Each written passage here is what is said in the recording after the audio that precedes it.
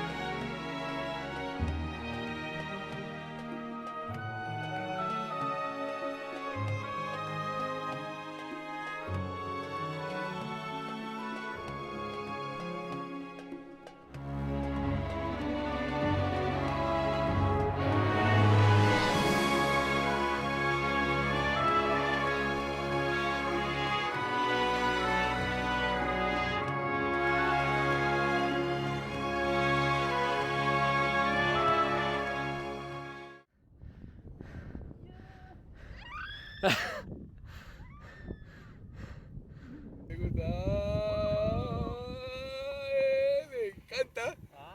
Me-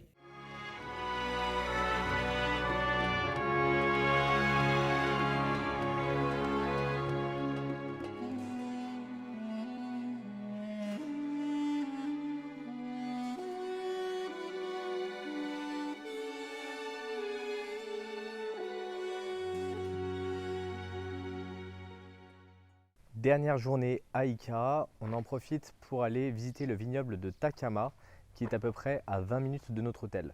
On a pris un taxi pour s'arrêter également à un autre site de dégustation en cours de route. Ça nous a coûté 80 sols l'aller-retour, sachant que le taxi nous a attendu pendant quasiment 1h30 pendant la visite de Takama. On va attendre encore un petit peu à l'hôtel et aux alentours, le temps d'aller prendre notre bus ce soir pour aller directement jusqu'à Arequipa. On a 12 heures de bus, on va dormir dedans. J'espère que ça va être confortable, mais bon, on se retrouvera du coup dans une prochaine vidéo directement à Arequipa. À la prochaine!